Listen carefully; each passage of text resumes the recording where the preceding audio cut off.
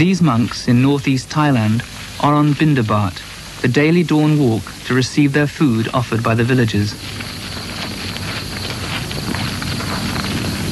Not all monks in Thailand keep strictly to the discipline prescribed by the Buddha, but these monks strive to maintain the original forest tradition of a pure and simple life.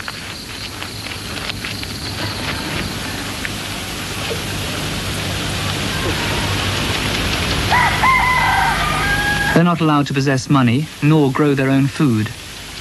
This ensures their total dependence on the lay community, so they can't cut themselves off in a spiritual cocoon.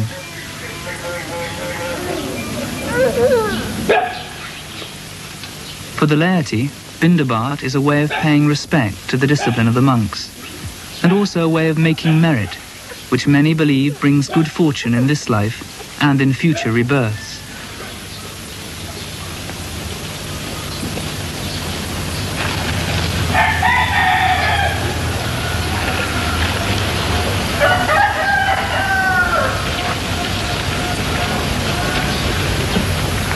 About 50 monks and novices live at Wat Bapong, ranging from 13 years old to 70. Some may stay for many years, but the majority will only spend a year or two, for it's the Thai custom for men to be ordained for a short period of their lives. After returning from Bindabat, the monks eat their only meal of the day, which consists mainly of rice and vegetables. The day began at 3 a.m. with chanting, meditation, general chores and duties. It's now about 8:30. Until this time tomorrow, they'll consume only liquids.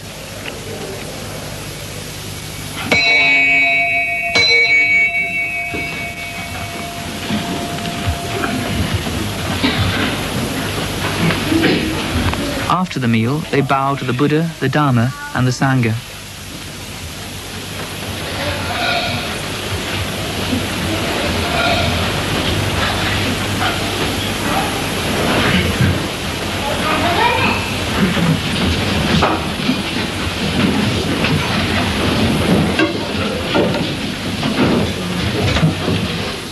The abbot, the Venerable Ajahn Chah, has been in robes for 50 years.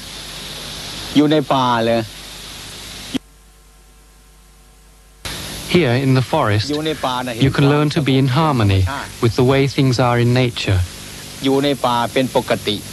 You can live happily and peacefully.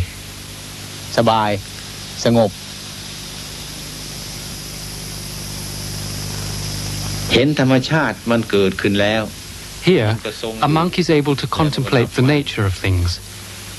As he looks around him, he understands that all forms of life degenerate and eventually die. Nothing that exists is permanent. And when he understands this, he begins to become calm and serene.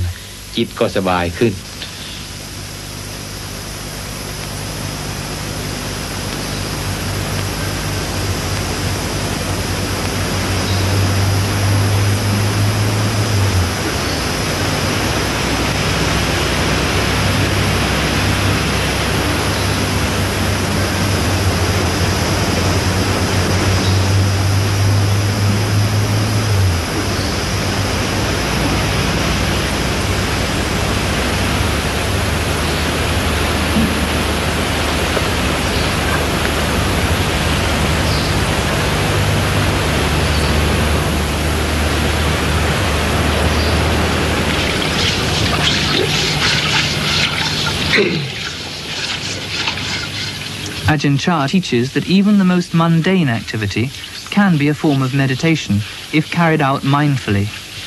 Much of the day is spent making and maintaining their few basic possessions. Meditation can eventually become a constant practice. Monks are trained to be content with little, to eat only what they need, to sleep only when necessary, to be satisfied with what they have. This is the foundation for Buddhist meditation.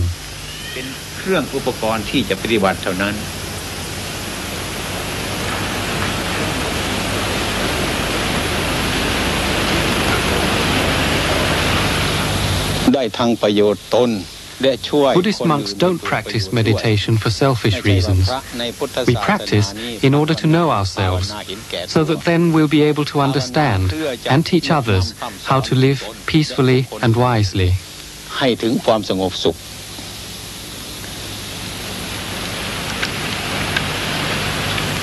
This monk has been ordained for 15 years. He's respected not only for his skill in meditation, but also for his practical skills, his consistent mindfulness.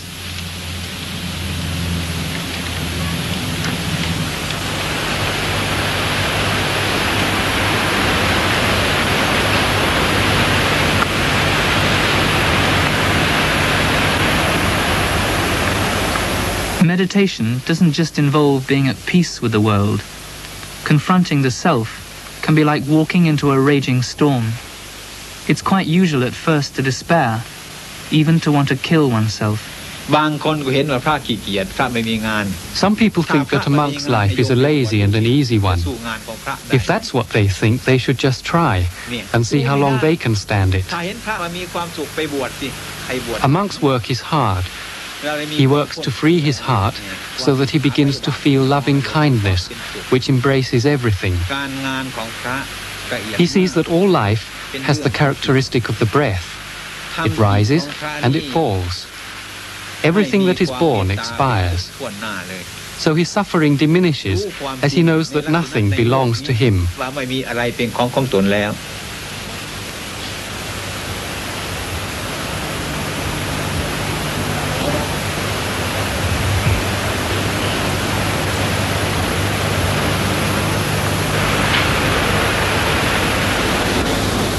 This novice is 14. He comes from a local village and has been in the monastery for several months.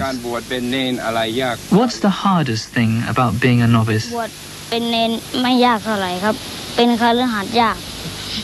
Being a novice isn't difficult, but being in the world is very hard. Why is that?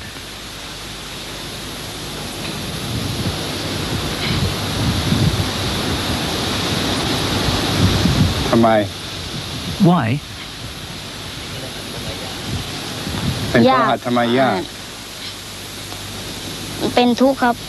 Because there's a lot of problems involved in looking after buffaloes.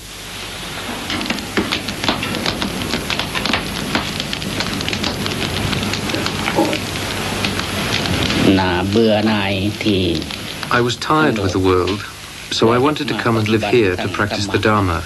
I used to have a wife, 6 children, buffaloes. All these I had to give up.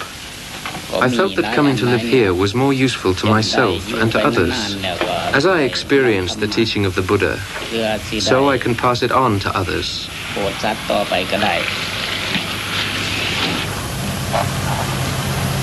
Discipline is a crucial part of the experience. The 227 rules which a monk has to observe are not ends in themselves, but stepping stones towards mental resolve. Shaving the head is a symbol of the renunciation of the world. This monk from London is one of several Western monks here. The life is very simple, daily life is very simple. And if you look at the rules, they all seem very complicated. Which seems a bit of a contradiction. But in actual fact, they two work together because simplicity also involves always coming down into the moment which you're in. Which simplicity helps you do that. And then the complication of the rules helps you do that more because you always have to be recollecting what you're doing.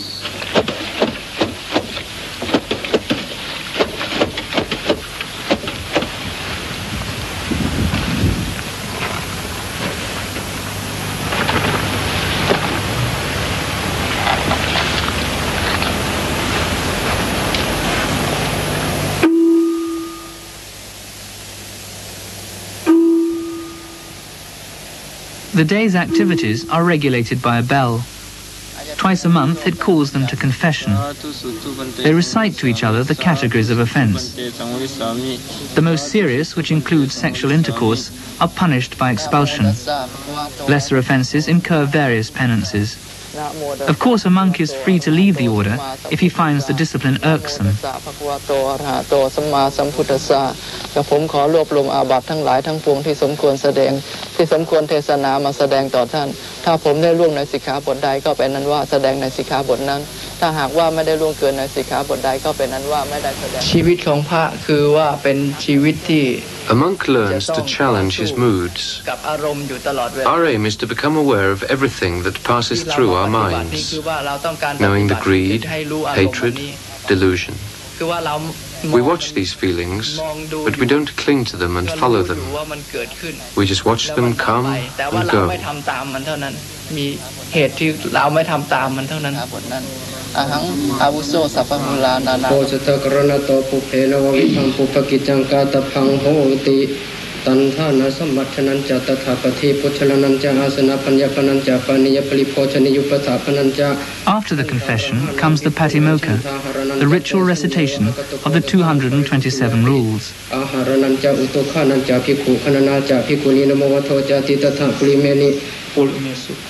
Occasional prompting is sometimes necessary.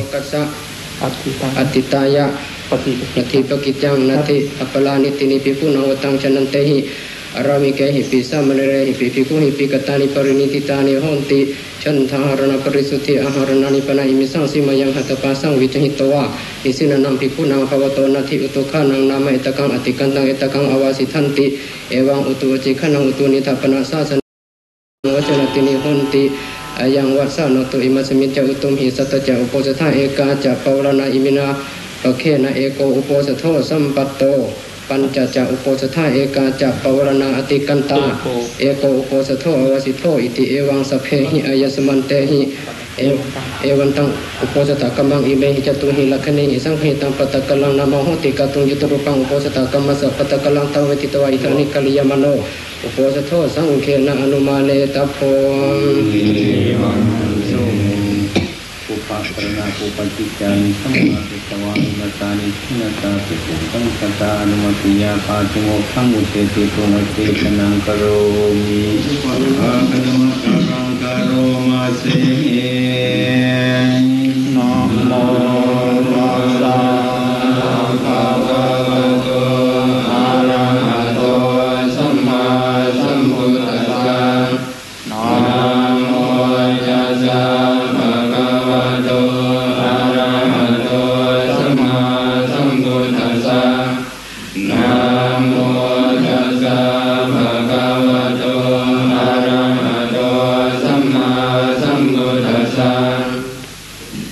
You can't control yourself in a way, you know. I mean, you try and you fail. But then you find out why you fail, that's the thing. And through that, then you get understanding which enables you to work it. Let's put it like that. That's one way of saying it, talking about it, a certain way of looking at it. So it's a question of becoming aware of feelings, right, it's not hatred, running lust, away. Or whatever. Right, I mean, you've got to look right at them, confront them all. And through that, then you can do it. But if you just push them away, I mean, that's happened. People have done that, and they've ended up going crazy, you know. Because we're not trying to be anybody special or anything. So these rules aren't leading us on to sainthood or something like that. It's not the idea. We're just looking at what we are, and we've got to get the muck out the way, and that's what they help us do. But what does all this do for the laity? The monastery exerts a tremendous pull on the lay community, and they provide all the money for the buildings. This man used to be a village spirit priest, but now in response to Ajahn Chah's teaching, he's turned his back on spirit beliefs, and he's now revered because he walks without fear through forests others believe are spirit-haunted. In Thailand, Buddhist practice is often blended with pre-Buddhist belief. Many villagers make offerings to guardian spirits, whose powers they're fearful of. But coming to the monastery, they leave all this behind. Ajahn Chah tries to discourage all forms of superstition, which includes people asking him to divine winning lottery numbers.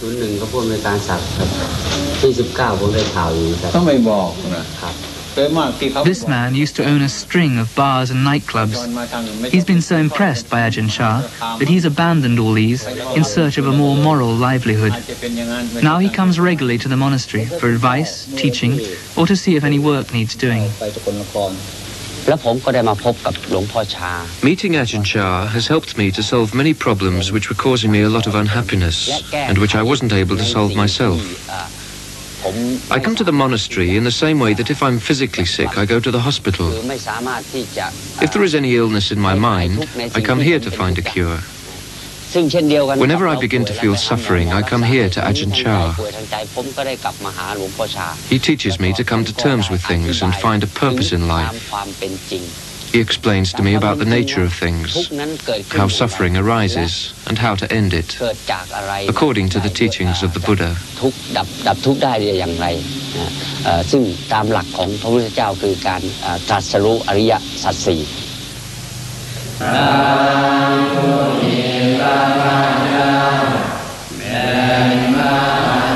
Four times a month, on Buddhist Sabbath days, the local community congregate at the monastery. Some travel from afar to hear Ajahn Chah's discourse. The day begins with chanting.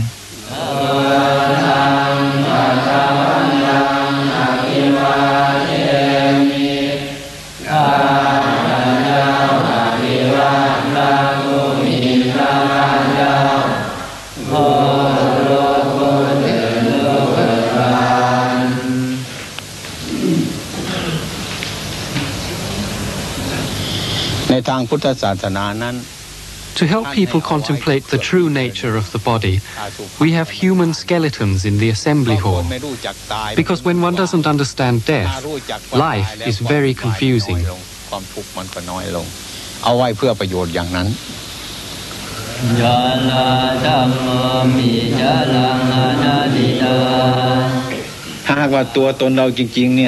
If our body really belonged to us, then it would obey our commands.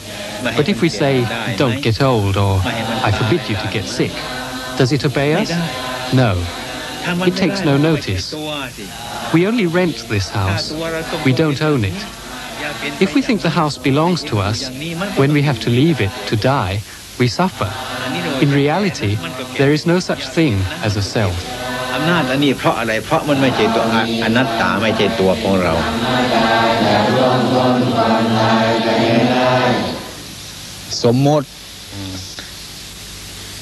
Buddha made a distinction between ultimate truth and conventional truth.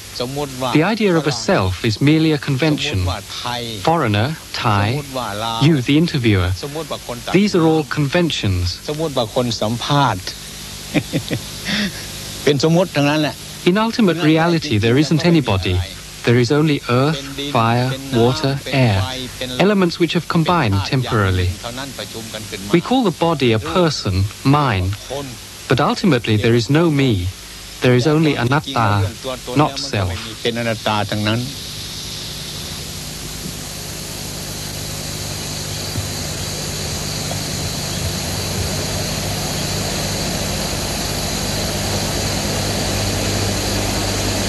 Some of the lay community will sit up all night meditating on these themes with the monks.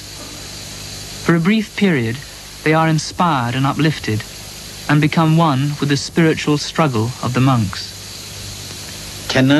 To understand anatta, not self, you have to meditate. If you only intellectualize about it, your head will explode. Once you understand anatta, then the burden of life is gone. Your normal daily life with your family, your work, all will be much easier. You will be at peace with the world.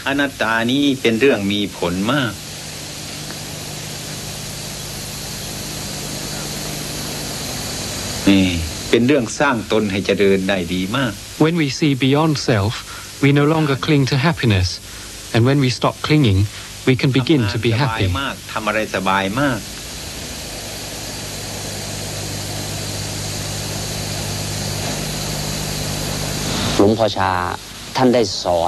Before I came here, I was like a boat without a rudder. Now Ajahn Chah has taught me what is right and what is wrong. I feel I have that rudder and I can choose the right course. Originally I had strong feelings inside, but they kept being, they were frustrated by my external conditions, or so I thought. But actually that wasn't so, because these external conditions were helping this to grow, you know. And I feel that now is about the first time that I really feel I got a whole view of things, if you see what I mean, in the right perspective, that I wanted it for myself, from this inner kind of feeling I had, which sometimes I thought was all wrong, because it wouldn't fit in with the outer life, you know, and this kind of thing. And now I feel that things have come together in the right way, Before they've come together, but never so right, I would say. So that's not to say everything's all right, by any means, but things, I feel right about things, basically, you know. Solid inside about things. ถ้าห่วงก็ไปนิพพานไม่ได้เลยสิ ต้องภาวนาไม่ให้ห่วงพระนิพพานถ้าห่วงพระนิพพานก็ไปไม่ได้ไปพระนิพพานไม่ได้ Shouldn't be concerned with nirvana or attaining nirvana. If you are, then that in itself will prevent you from gaining nirvana. So what should a monk's main concern be? ฉะนั้นพระควรจะมีมุ่งหมายอย่างไรครับฉะนั้นพระจะควรมีมุ่งหมายอย่างไรมีความมุ่งหมายทางการปล่อยวาง The aim is to let go. So you have to let go, but without striving to let go. ฉะนั้นต้องปล่อยวางแต่ว่าไม่ควรจะปรารถนาการปล่อยวางใช่ปรารถนาไม่ได้ปล่อยวางไม่ปรารถนาสิ่งใดทั้งนั้นน่ะว่าง That's right. You should let go without desire. หมดถ้ามีอยู่ก็ไม่ใช่พระนิพพานเลยสิ If there's still desire and the pursuit to do that, then that's not nirvana. Letting go towards nirvana may seem impossible for the laity tied to the world, but in the shape of the monks, they can see their own unfulfilled aspirations take the form of flesh and blood. Only the few have the discipline to walk with them on the direct path, but the effect on the laity is this: when they see them, they feel it can be done.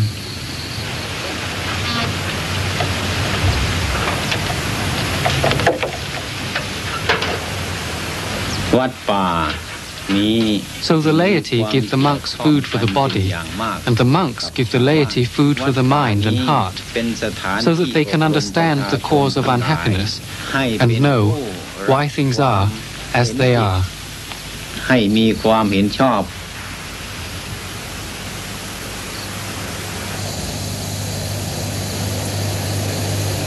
ที่ไม่มีปัญหาเกิดขึ้น Be mindful and let things take their natural course. Then your mind will become still, like a clear forest pool. All kinds of rare animals will come to drink at the pool. You will see many wonderful and strange things come and go, but you will be still. Problems will arise, but you will see through them immediately. This is the happiness of the Buddha.